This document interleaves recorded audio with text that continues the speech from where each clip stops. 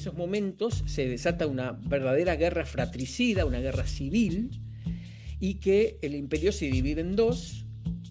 Hay batallas muy importantes, estamos hablando de batallas campales con miles de miembros de las mismas familias luchando entre ellas, y aparece lo que es la intervención de Pizarro. No vamos tampoco a hablar de la conquista del Perú, solamente vamos a destacar aquellos elementos que tienen que ver con nosotros, digamos, con lo que estaba ocurriendo mientras esto pasaba. Mientras esto pasaba en el Perú central, es decir, estamos hablando de caos, ¿eh? Estamos hablando de caos, porque no solamente había guerra civil, sino que había pandemia.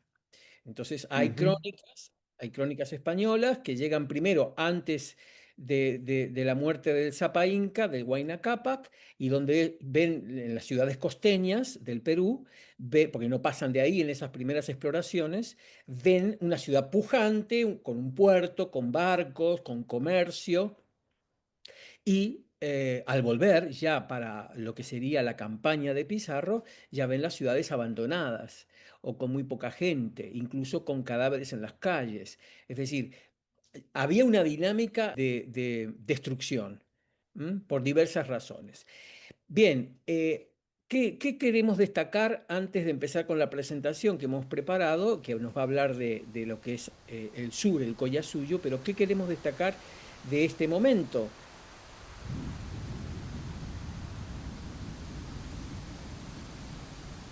Gobernador general del Collasuyo, el Apu, digamos el Apu del Collasuyo, Apu Chalcu Yupanqui.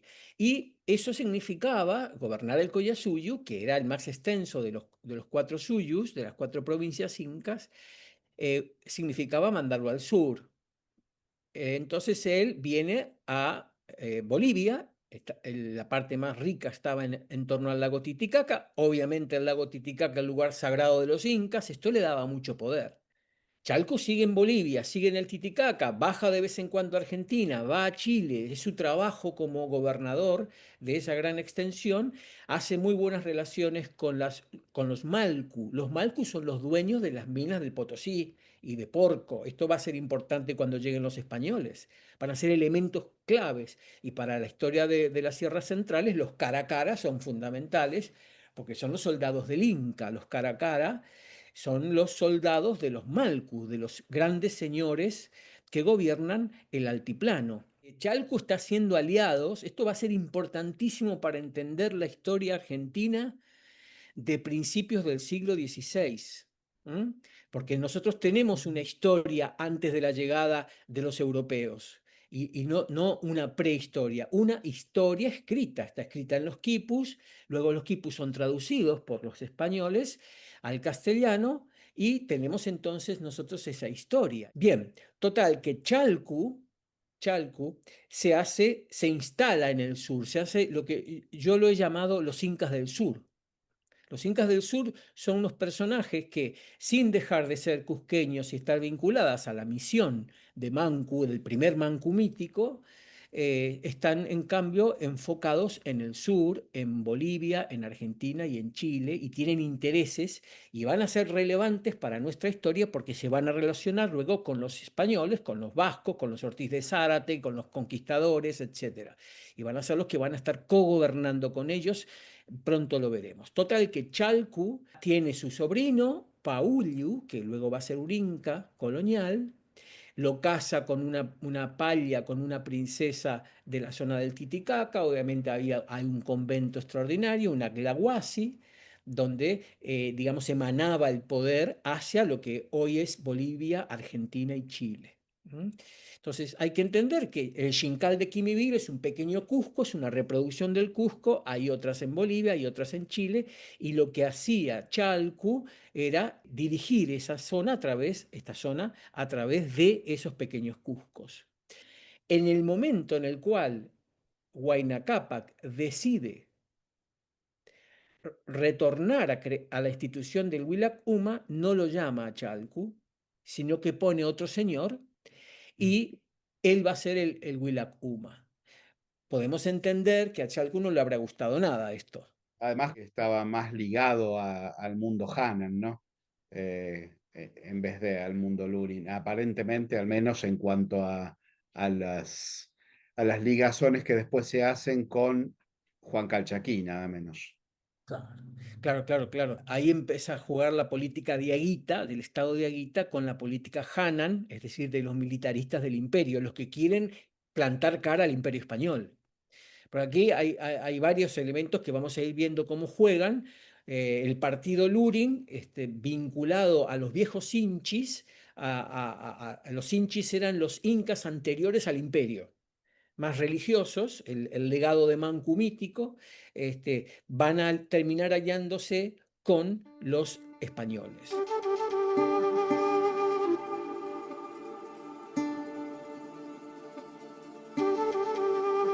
La década siguiente, del 40 al 50, se va a consolidar en Cusco, reitero, en Cusco y sus alrededores, cada vez más el poder hispano, ¿m?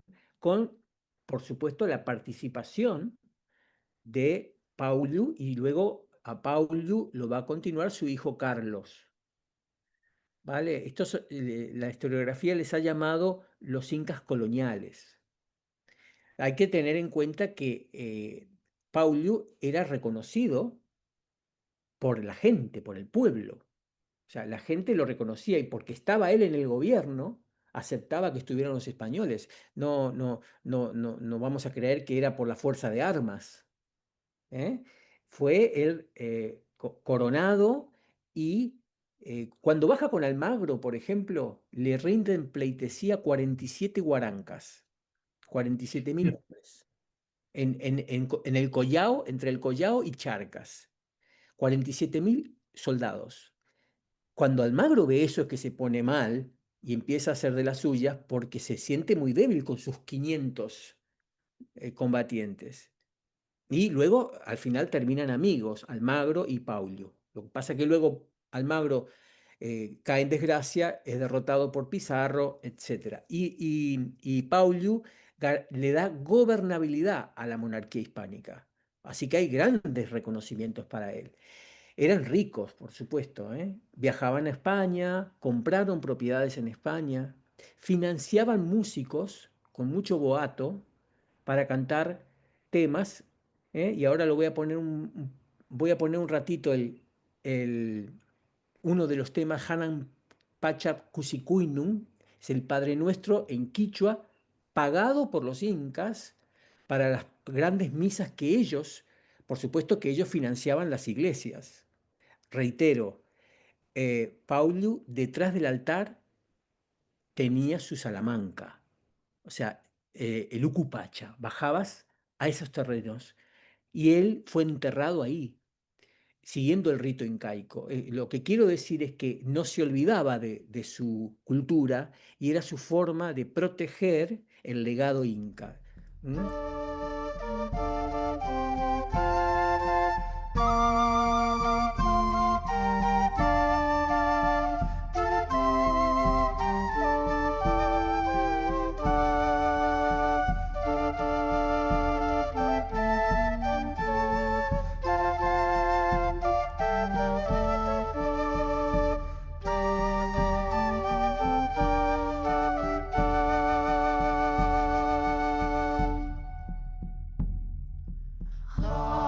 Hanappachaku sikuinin warang kata muchas haiti yupairuru pokok malki lunakula suyai kuinin kan panapa kemi kuinin wayas haita.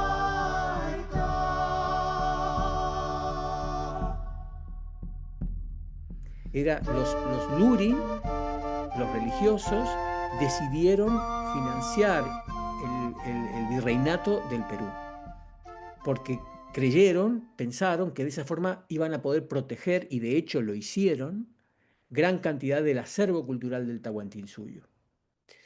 Esto está ocurriendo en el Palacio de Colcampata, que está en un barrio actual del Cusco muy bonito, que tiene unas vistas extraordinarias, desde donde gobierna. No es que lo está gobernando, No es un títere, esto es lo que quiero decir.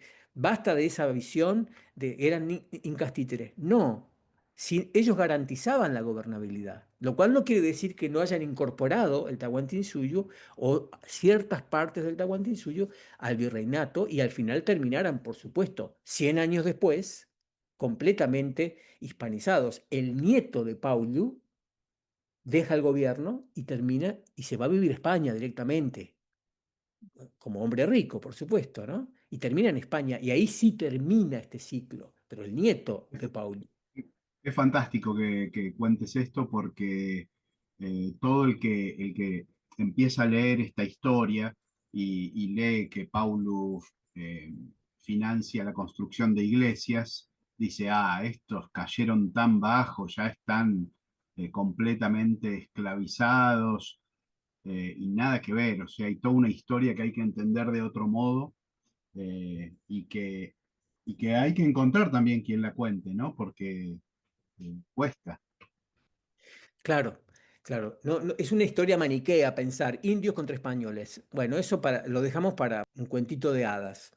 Estamos hablando de lo que ocurrió a nivel geopolítico entre estos dos grandes conglomerados de voluntades, ¿no? Americanas y europeas, y sus mestizos que enseguida, nosotros, los mestizos, los mezclados, nosotros enseguida surgimos, y eso es otro tema interesante, cómo enseguida surge una mezcla de ambas voluntades y van a luchar por sus propios intereses. Pero bueno, sin salirnos de eso, quiero decir qué ocurría, digamos, en lo que hoy es Argentina.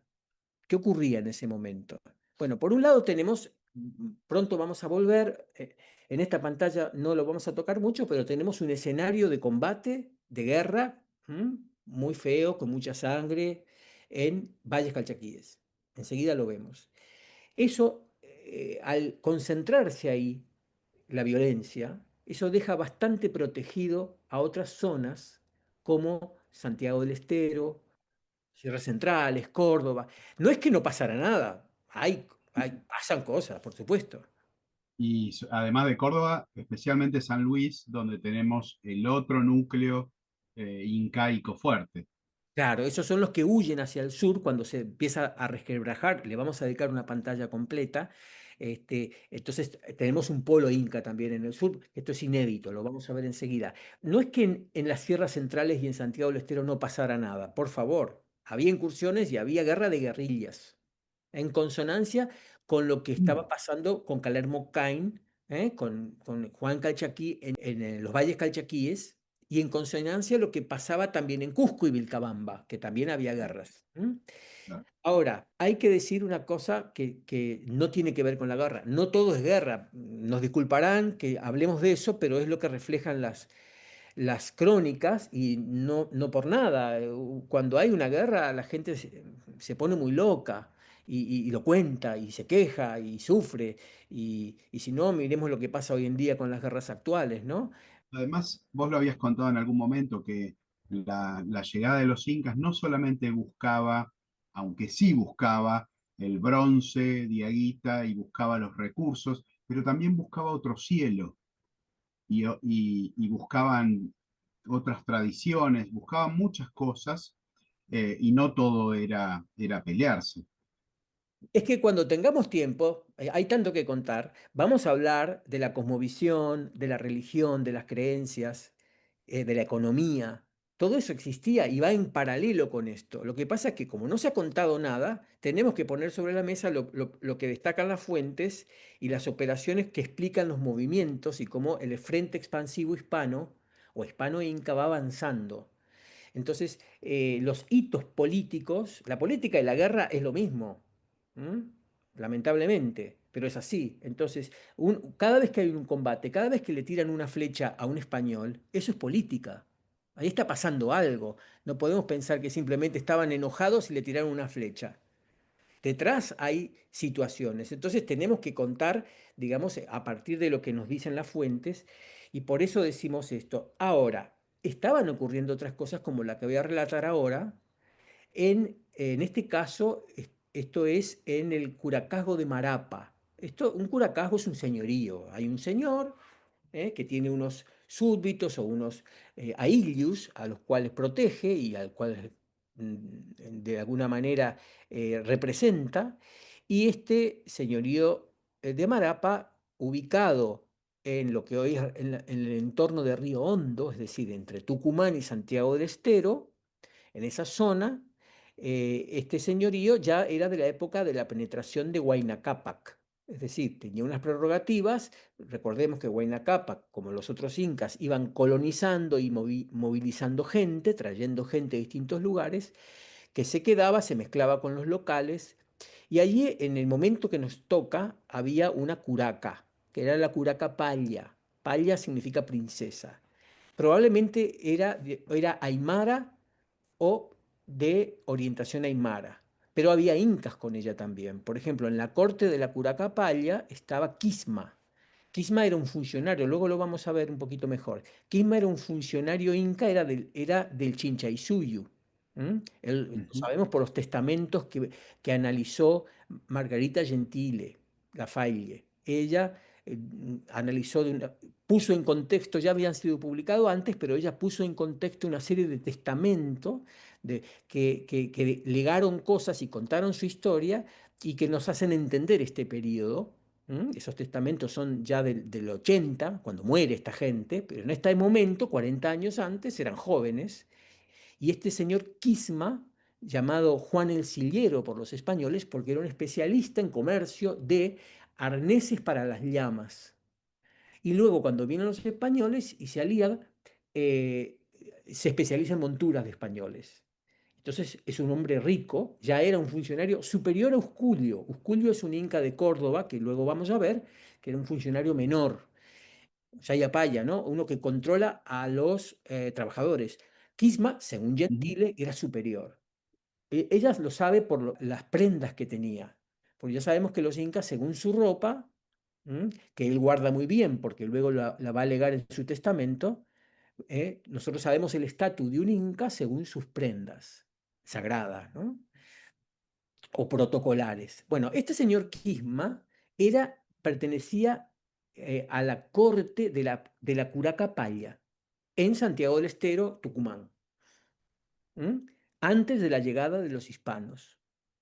Aymaras, incas, tonocotés, locales, un conglomerado productivo. Al lado hay una Claguasi muy cerca, o sea, un convento de monjas que producen ropas finas para el intercambio diplomático, ¿m? Que los grandes incas cuando venían necesitaban esos ponchos que eran admirados. Incluso cuando llega el tesoro aquel que conté España, yo conté hace un ratito que llega el tesoro de Atahualpa a España, lo que más le gustó a Carlos V fueron los ponchos. El monarca español vio el oro, por supuesto que vio toda la política que le iba a servir, los financistas, los banqueros, pero él se quedó con los ponchos, con los chumpis, que eran extraordinariamente bien labrados. Bueno, esto se producía en muchos lugares. Uno de ellos era Maquijata, cerca, ya Catamarca, en esa frontera, Tucumán, Santiago del Estero, Catamarca, y ahí estaba la Curaca Paya. ¿Qué quiero decir? Que la Curaca Paya se casa con un señor Morales. Entre esas incursiones esporádicas que pasaban, que lograban traspasar la barrera de Calermo-Cain, está el señor Morales, Gonzalo de Morales, un encomendero, que se casa con ella y lo que forman un tándem. Forman un matrimonio poderoso que va a tener hijos, nietos, todos heredando su poder.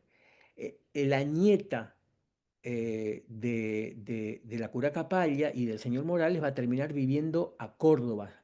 Va a ser una de las que se muda a Córdoba en cuanto Cabrera se asienta, ella se va a Córdoba y terminan con tierras en Punilla, que a lo mejor ya las tenía de antes, no lo sabemos, no tenemos los documentos.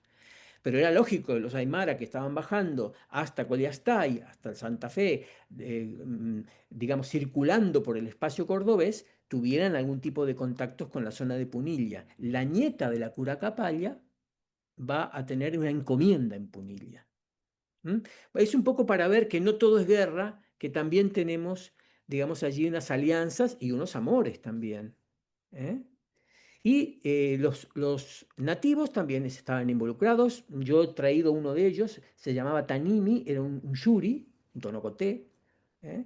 Propiamente de Santiago del Estero, aliado a este entorno en el cual, digamos, hay un documento que dice que él estaba ahí con sus 600 hombres en este momento. Recordemos que los tonocotés también eran aliados del Inca y servían como flecheros en algunos pucaráes de Bolivia. Eran mitimaes. Sí, y Kanamiku, por ejemplo, otro líder tonocoté, tenía 1500 guerreros, que es justamente el que le para el carro a Diego de Rojas y lo terminan matando, ¿no? Eran distintos líderes tonocoté. Muy bien, avanzamos.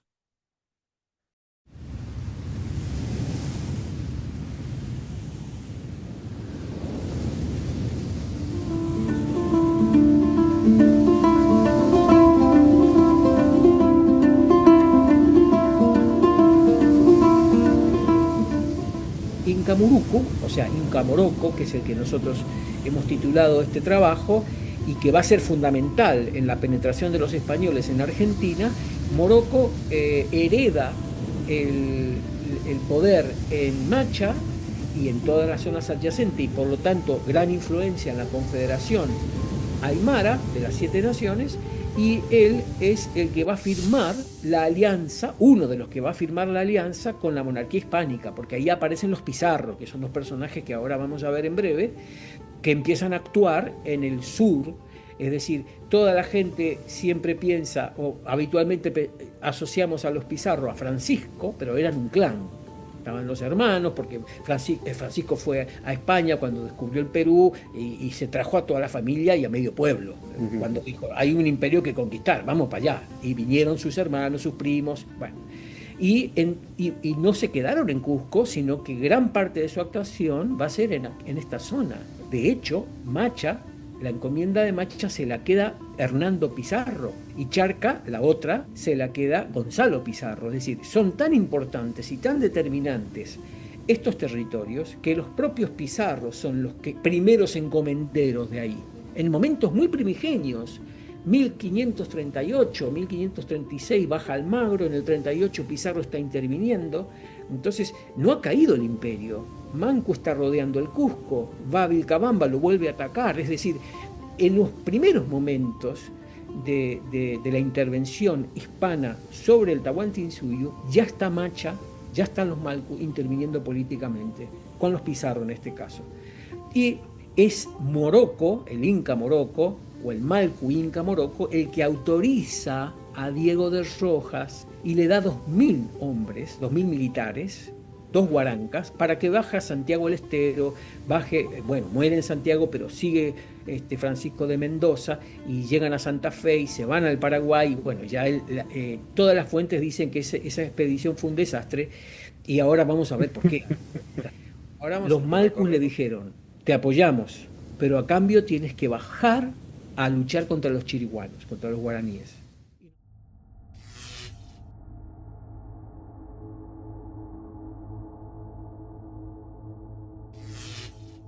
Esto se llama la batalla de Cochabamba. Es una batalla en serio. La guerra y la alianza estratégica, o sea, cómo se llegó a una alianza entre los Malcus de la Confederación y la monarquía hispánica. La invasión hispana, a partir de 1538, generó una breve pero intensa resistencia militar por parte de la Confederación. Las 7 naciones de Charcas, incluidos los Caracara y los Charcas, se unieron bajo el mando del Malco Cuisara. Cuisara era otro Malcu que pertenecía al partido UMA. Ahora voy a explicar por qué fue el que tomó el control uno del partido UMA, que es la parte femenina, es la parte del valle, es la parte fecunda, la que crea la comida, y no la tomó el propio Moroco. Moroco era el Inca, el Malcu de la parte militar. Bueno, pero hubo una resistencia de la Confederación hacia los Pizarro que venían desde el Cusco. Vamos a situarnos un poquito. Recordemos que Pauliu había bajado con Almagro a Salta. Estuvo en Jujuy, Salta, Catamarca, Chile y vuelven. Cuando vuelven, toman el Cusco. Pero luego Almagro es derrotado y Pauliu se pasa al bando de los pizarristas. Ya sabemos que había un entredicho, la guerra civil de los españoles se llamó, entre los pizarristas y almagristas. Pauliu, que era muy inteligente, se pasa al lado de los pizarros y le dice, yo te garantizo gobernabilidad. Esto también lo hemos visto. Desde su palacio de Colcampata en Cusco, dio gobernabilidad a los españoles, que en ese momento eran muy poquitos y no conocían el terreno. Y él se aprovechó para subir al trono. Esto es lo que quería Chalcu. Recordemos en esta misma charla, en la primera pantalla dijimos que Huayna Cápac había traicionado a Chalcu, le había quitado el poder de sumo pontífice de todo el imperio, que le llamaban el Papa Inca los españoles, y Chalcu le guardaba rencor. Bueno, pues Chalcu era quien lo crió a Pauliu. Entonces Pablo estaba ejecutando una tarea de aquel papa inca que se le había jurado a Huayna Cápac. Y se hace con el poder, esto casi nadie lo dice. Recordemos que Chalcu Yupanqui, ya habíamos hablado de él en otras presentaciones, era la persona más importante políticamente y en poder de todo el norte argentino, más Bolivia, más Chile, toda esa zona estaba bajo el poder de Chalcu Yupanqui. Y quizás, esto es hipotético, el famoso Palacio del Gobernador o la Casa del Gobernador del Xincal de Quimivil en Catamarca era el sitio donde presidía al menos parcialmente Chalcu Yupanqui. Sí, porque era itinerante. El Apu máximo, recorría el Collasuyo. Y cuando llegaba a un Cusco, que creaba un pequeño Cusco, digamos, en ese momento, representaba ese momento mítico de Mancu, del Mancu mítico, del antiguo Mancu, ocupaba la Callanca o los sitios que le correspondían, y luego iba otro, iba del Xincal a Mapocho, etcétera, ¿no? Bueno, total, Ujú. yo sé que los nombres los vamos repitiendo un poquito a propósito para que son nombres raros y nos vamos haciendo con ellos. Entonces tenemos que Pauliu baja con los Pizarro, no con Francisco, que se queda en la conexión con España a través de Panamá en el norte, pero bajan los dos hermanos, Hernando y Gonzalo, y Pauliu, a la zona más importante y rica porque tenemos ahí Porco y Potosí. ¿M? Pero no sabían dónde quedaba, no sabían dónde estaba. Los Malcu lo van a negociar con ellos. Pero en el primer momento, cuando Paulo, cuando yo digo Paulo, no digo él solo, él viene con 5 guarancas cusqueñas, o sea, con 5.000 soldados de los mejores que tenía en ese momento y 70 españoles. O sea, estas son las fuerzas que bajan en 1538 a Macha, al valle de Cochabamba, a toda la zona. Baja Pauliu con 5.000 hombres armados, es un ejército profesional, y 70, que era mucho para los pocos españoles que había en ese momento, además con sus caballos, su pólvora, sus perros, con todo lo que son las nuevas tecnologías que están trayendo y que los ponían en relevancia. Entonces bajan a Mancha, bajan al valle de Cochabamba y en un primer momento, como lo estábamos explicando antes, bajo mando de Cuizara, se enfrentan. Entonces, vamos a hablar de la batalla de Cochabamba porque fue fundamental para la Argentina, o sea, para poder entrar en Argentina y obviamente también para la conquista del Potosí. En esta batalla que sucedió entre agosto y noviembre fue una serie de combates muy intensos que se sucedieron entre agosto y noviembre de 1538, el escenario es el Valle de Cochabamba, prácticamente ahí sucede todo, y esta es la explicación de por qué las tropas de la Confederación estaban bajo mando de Cuizara, porque Cuizara era quien gobernaba el valle. El valle es huma, el valle es agua, es fertilidad, y por jurisdicción le tocaba a él. Esa es la razón de que él comandara las tropas cuando no era experto en armas. ¿Mm?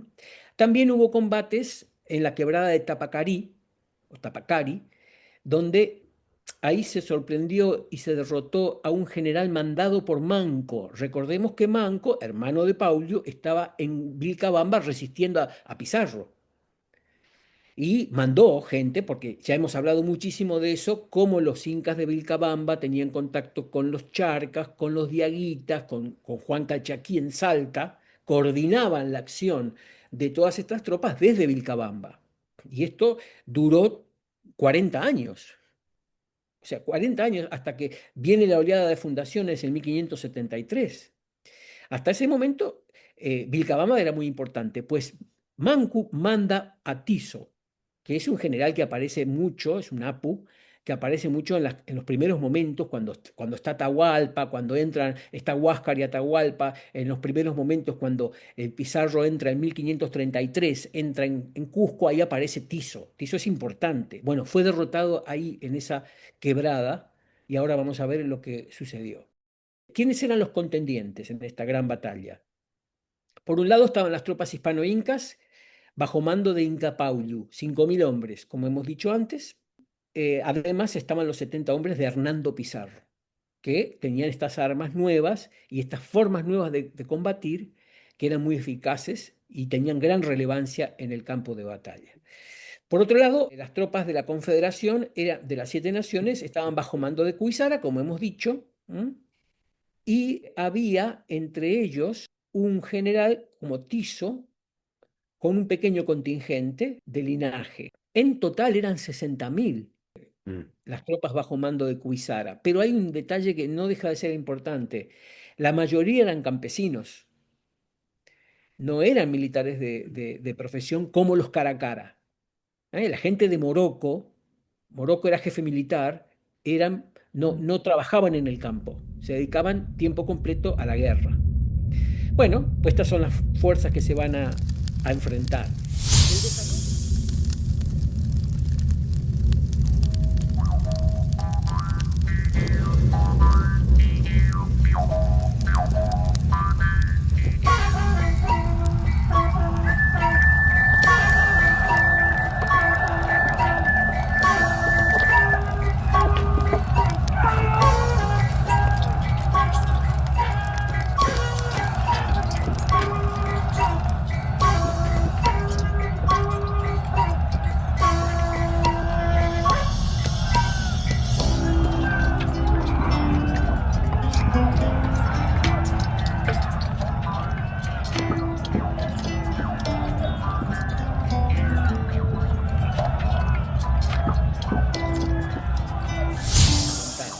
El desarrollo en realidad fueron una serie de pequeños combates, pero muy intensos a lo largo del valle.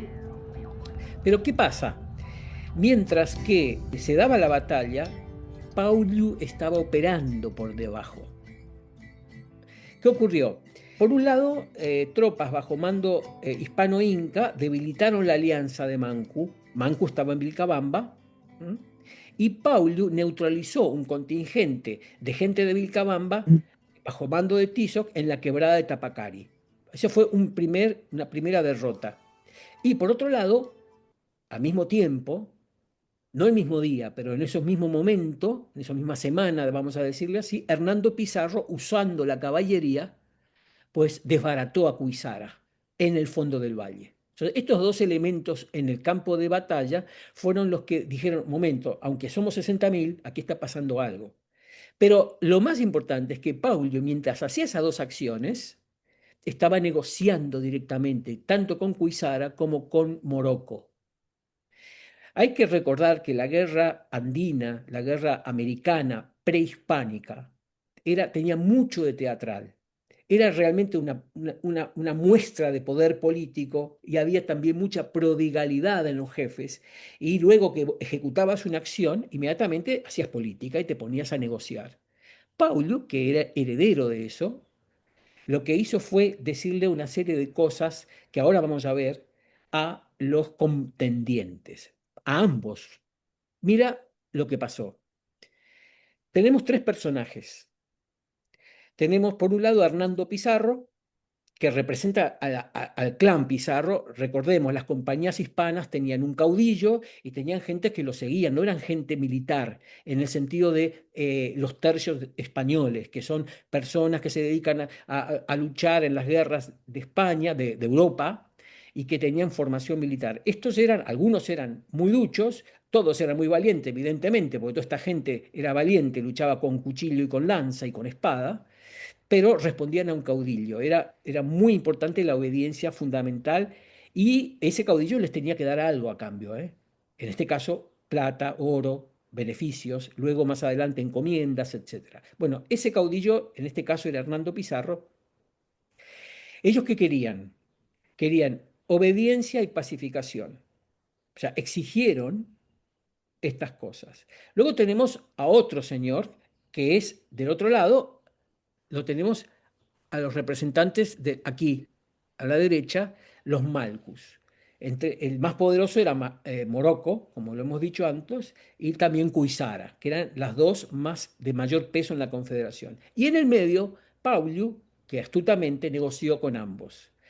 Los pizarristas pedían obediencia y paz, que le dijeran dónde estaban las minas, servicio y alimentos para mantenerse, porque ellos no producían nada, apoyo logístico para ir más adelante y ante todo para volver al Cusco y ver cómo se enfrentaban con las tropas del rey. No, no nos olvidemos que en ese momento es cuando los Pizarro, vamos a decirle que se le suben los humos a la cabeza y decide Gonzalo, fue unos años después, pero a raíz de todo este poder que obtuvieron aquí, que se podían tranquilamente separar de la corona española.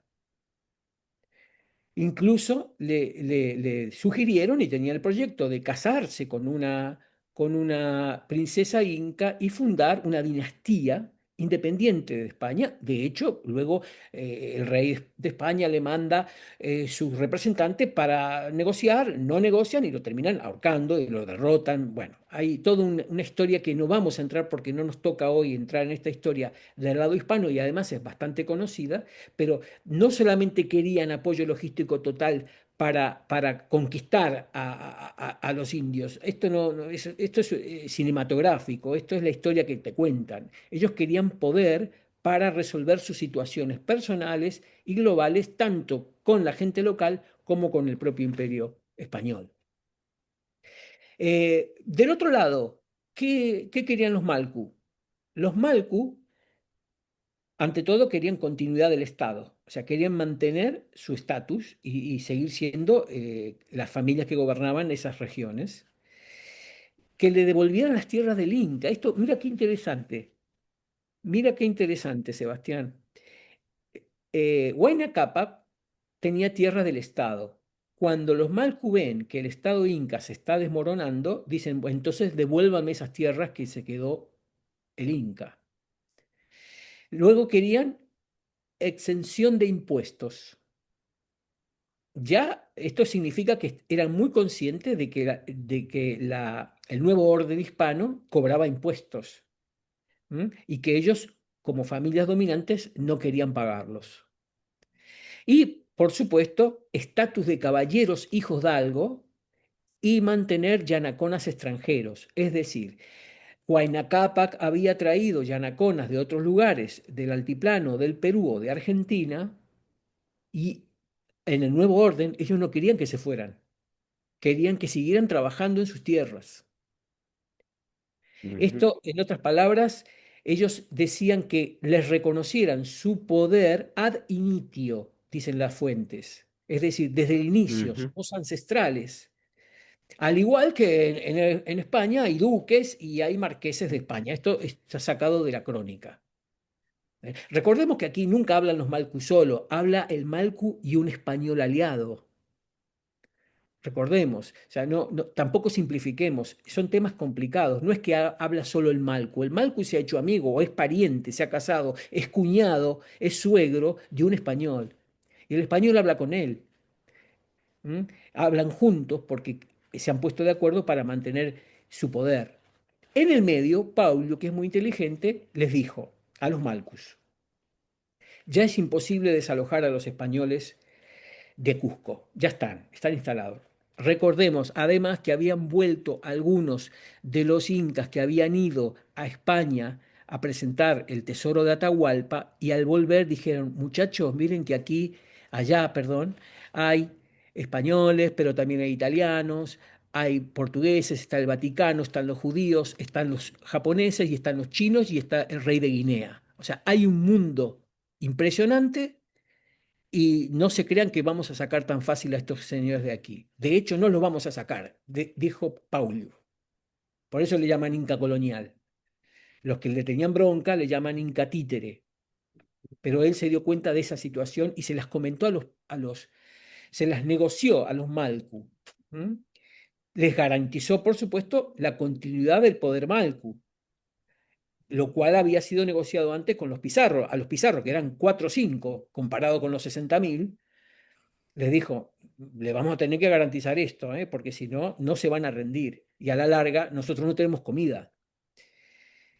Y finalmente, y aquí viene Argentina, o viene Rojas, Ujú. les dijo que les iba a ayudar a contener a los guaraníes. Porque eran los guaraníes, siempre digo, algún día vamos a hacer el podcast de guaraníes y de chiriguanos, porque siempre hablamos de ellos y nunca vemos esa parte. Es que eran muy poderosos y estaban atacando a las sembradíos, a los palacios y a los caminos y a la gente que obedecía a los malcus.